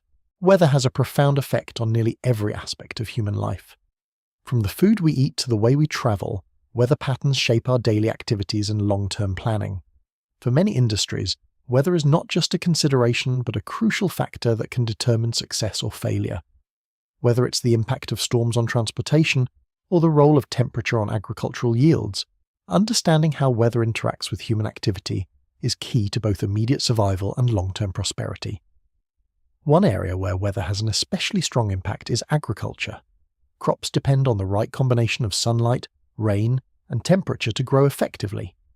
Weather fluctuations can make or break a farming season. For example, droughts, when rain is scarce over an extended period, can lead to crop failures, reduced yields, and food shortages. Conversely, excessive rainfall can flood fields, wash away seeds, and delay planting or harvesting. Extreme weather events such as hailstorms can destroy crops in a matter of minutes, while a prolonged heat wave can cause irreversible damage to certain types of crops that are not suited to high temperatures. Farmers have long relied on weather forecasts to determine the best planting and harvesting times, but as climate change causes more unpredictable and extreme weather, agricultural planning has become more challenging. Beyond agriculture, transportation is another area heavily influenced by weather. Bad weather conditions, such as heavy snow, fog, rain, or high winds, can disrupt air travel, road traffic, and shipping. For example, snowstorms can paralyze entire cities, causing delays, accidents, and cancellations, while fog reduces visibility and makes driving hazardous. Rain and flooding can create dangerous driving conditions, wash out roads, and disrupt transportation networks. Even wind can be a problem, with strong gusts making it difficult for ships to navigate or planes to land safely. Meteorologists play a key role in forecasting weather patterns and advising transportation networks about potential disruptions, helping to prevent accidents and reduce delays. As the frequency of extreme weather events increases, these challenges will only grow, requiring more sophisticated infrastructure and planning to ensure safety. Infrastructure is perhaps the most vulnerable to the impact of severe weather. Buildings, roads, bridges, and energy systems are all designed with certain weather conditions in mind, but these designs often fail when weather becomes extreme. Heat waves can increase energy demand as people rely on air conditioning to stay cool, putting a strain on electricity grids. Hurricanes and tornadoes can cause widespread damage to homes, roads, and communication systems, while flooding can destroy buildings and wash away entire communities. In many cases, these weather events cause not just immediate destruction, but long-term recovery costs, as cities and towns work to rebuild. For example, after Hurricane Katrina in 2005, the city of New Orleans faced a multi-billion-dollar rebuilding effort, with much of the damage to homes and infrastructure caused by storm surges and flooding. Weather-related damage is an ongoing concern for cities and governments, driving the need for better infrastructure that can withstand extreme conditions. Extreme weather also has a significant impact on human health. Hot temperatures, for instance, are directly linked to heat stress and can exacerbate underlying health conditions like heart disease and respiratory problems. Heat waves are particularly dangerous for vulnerable populations, including the elderly, children, and those with pre-existing health conditions. High temperatures can lead to dehydration, heat exhaustion, and even heat stroke, especially in areas where people are not accustomed to such extremes. Severe storms and flooding, on the other hand, present their own health risks. Floodwaters often carry harmful bacteria, viruses, and chemicals leading to waterborne diseases. The physical trauma from storms, whether through injuries caused by flying debris or drowning, also present significant health concerns. In addition, The mental toll of dealing with the aftermath of extreme weather, such as the stress of losing a home or loved ones, can lead to long-term psychological effects. The healthcare system, emergency responders, and public health organisations must prepare for these impacts, providing immediate care as well as long-term support to communities affected by extreme weather events. Beyond the immediate effects, severe weather events have significant economic costs. According to reports from the World Meteorological Organization (WMO), natural disasters such as hurricanes, floods, and heat waves cause billions of dollars in damages annually. The economic impact includes not only the destruction of infrastructure and property, but also the disruption to businesses, agriculture, and tourism. For instance, a single hurricane can cost a country billions in rebuilding efforts, lost productivity, and reduced economic activity. Insurance companies are particularly impacted by the increasing frequency of severe weather events as they face higher claims for damages. On a global scale, the economic costs of weather-related disasters have been rising steadily, in large part due to the increasing intensity and frequency of extreme events linked to climate change. As cities grow and populations increase, urban planning becomes a key factor in how communities adapt to changing weather patterns. Urban areas are especially vulnerable to the impacts of extreme weather due to the high density of infrastructure and people. Cities often experience a phenomenon called the urban heat island effect, where concrete, asphalt, and buildings trap heat, making urban areas hotter than surrounding rural areas. To address this, urban planners are incorporating strategies to combat the effects of heat waves, such as planting more trees, using reflective roofing materials, and designing buildings to be more energy efficient. Flooding is another significant concern, with many cities experiencing greater rainfall and rising sea levels. As a result, planners are investing in stormwater management systems like permeable pavements, green roofs, and flood barriers to reduce the risk of flooding in urban areas. In addition, urban areas are increasingly designing buildings and infrastructure to withstand more extreme weather events. This includes strengthening buildings to resist high winds from hurricanes and tornadoes, as well as retrofitting older structures to meet modern standards. Improved transportation networks and emergency response systems are also key components of urban resilience, ensuring that cities can bounce back quickly in the aftermath of a disaster. Looking ahead, the future of weather resilience will depend on how well we can adapt to the challenges posed by a changing climate. Advances in weather forecasting technology, such as the use of artificial intelligence and high-resolution climate models, will help us better understand and predict extreme weather events. At the same time, investments in infrastructure, urban planning, and disaster preparedness will be essential to minimizing the impacts of weather-related disasters. As weather patterns become more unpredictable and extreme, building resilient communities and adapting to these changes will be crucial for the future. With climate change amplifying the intensity of weather events, it's clear that we need to take proactive steps to prepare for the challenges ahead. From reducing carbon emissions to investing in sustainable infrastructure, the time to act is now. By understanding the relationship between weather and human activity, we can better protect our societies and economies from the forces of nature. The future of weather research is an exciting and rapidly evolving landscape. Advances in technology and scientific understanding are revolutionizing how we study the atmosphere, predict weather, and understand the broader impacts of climate change. As the challenges of extreme weather events and a changing climate grow more complex, so too does the field of meteorology. Let's explore the cutting-edge developments that are shaping the future of weather science. One of the most notable advancements in meteorology is the development of new models and forecasting tools. Weather forecasting has come a long way since the days of simple observational methods and rudimentary computer models. Today's weather models are far more complex and use a wide range of data sources, from satellite imagery and radar to global climate models and advanced sensors. These models incorporate a vast amount of real-time data, allowing meteorologists to create highly accurate short-term forecasts and even predict extreme weather events like hurricanes and tornadoes with greater precision. One such breakthrough is the use of high-resolution models, which break down the atmosphere into much smaller segments, allowing for more detailed simulations of weather systems at local levels. These models are improving the accuracy of weather predictions, especially in terms of timing, location, and intensity of storms. Alongside these new models, sensors and satellite technology continue to push the boundaries of weather observation. New sensors, such as those deployed on weather balloons, drones, and high-altitude aircraft, provide real-time data from the atmosphere, including temperature, humidity, and wind speed at various altitudes. These sensors offer meteorologists more granular insight into the vertical structure of the atmosphere, which is crucial for understanding storm formation, cloud dynamics, and the development of extreme weather. Similarly, the use of geostationary satellites, which remain fixed over a specific point on Earth, allows for continuous monitoring of weather systems, from cloud cover to storm movement, and gives meteorologists the ability to track changes in weather patterns almost in real time.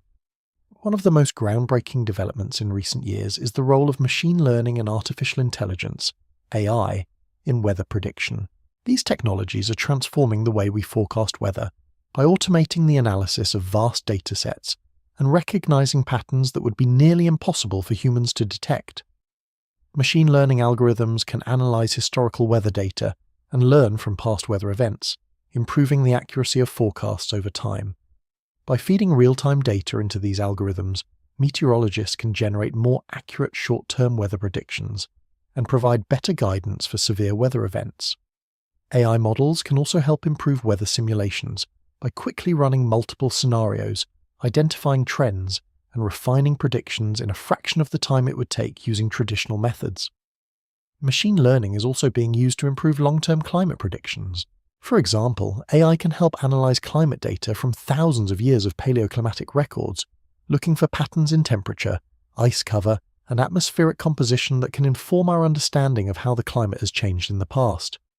This can help scientists predict future climate trends with greater accuracy, even as the effects of global warming become more pronounced.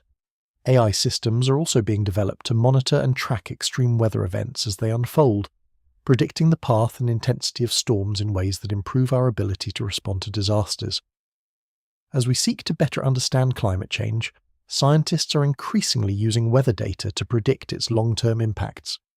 By analyzing current weather patterns, researchers can gain insight into how a changing climate will affect future weather systems. For example, rising global temperatures are already causing shifts in precipitation patterns, leading to more intense storms in some areas and prolonged droughts in others. As we continue to study these changes, weather data plays a critical role in identifying early warning signs of future climate shifts. By understanding how weather patterns are evolving in response to climate change, scientists can create models that help predict how these changes will affect regional climates, agriculture, and infrastructure. The ability to track these changes over time will be essential for adapting to a future shaped by climate change. While the use of advanced technology is revolutionizing weather forecasting, there are also cutting-edge areas of research that are exploring more direct ways of modifying weather and even intervening in the climate. One such area is cloud seeding, a process used to enhance precipitation in areas suffering from drought. By introducing substances like silver iodide or sodium chloride into clouds, scientists can encourage the formation of rain. Cloud seeding has been used in various parts of the world to increase rainfall, especially in arid regions, and there is ongoing research to refine and improve the effectiveness of these methods. However, cloud seeding remains controversial, as its long-term environmental effects and potential unintended consequences are still not fully understood. In a more ambitious realm of research, geoengineering is gaining attention as a potential method for combating climate change. Geoengineering includes a range of techniques, such as solar radiation management, which involves reflecting sunlight away from the Earth to cool the planet. Another technique being explored is carbon capture and storage, which seeks to remove carbon dioxide from the atmosphere and store it underground or in oceans to reduce greenhouse gas concentrations. While geoengineering holds promise as a potential tool for addressing climate change, it raises ethical, environmental, and governance concerns, particularly regarding unintended consequences and its global scale. As these technologies continue to develop, scientists are working to better understand their potential risks and benefits. As the effects of climate change continue to intensify, the need for global cooperation in weather monitoring and forecasting has never been more urgent. In the future, international cooperation will be critical for sharing weather data, collaborating on research, and responding to climate challenges. Programs like the World Meteorological Organization, WMO, already facilitate collaboration among countries, providing a platform for sharing data, knowledge, and technology to improve weather forecasting and disaster preparedness. The future of global weather monitoring will rely on increasingly sophisticated technologies, such as satellite networks and the integration of data from around the world. Enhanced collaboration will be crucial for responding to the growing threats posed by extreme weather events such as hurricanes, wildfires, and heat waves, and for developing strategies to adapt to a rapidly changing climate. As our understanding of weather systems deepens, so too does our ability to predict and respond to them. Emerging research in weather science, from machine learning to geoengineering, holds the potential to transform how we interact with the natural world. By continuing to develop and refine these technologies, we can improve weather predictions, mitigate the impacts of climate change, and better prepare for the future. As weather science advances, we must also remain mindful of the ethical and environmental implications of new technologies, ensuring that they are used responsibly for the benefit of people and the planet. The future of weather research is filled with possibilities, and as science and technology evolve, so too will our ability to understand and adapt to the forces of nature.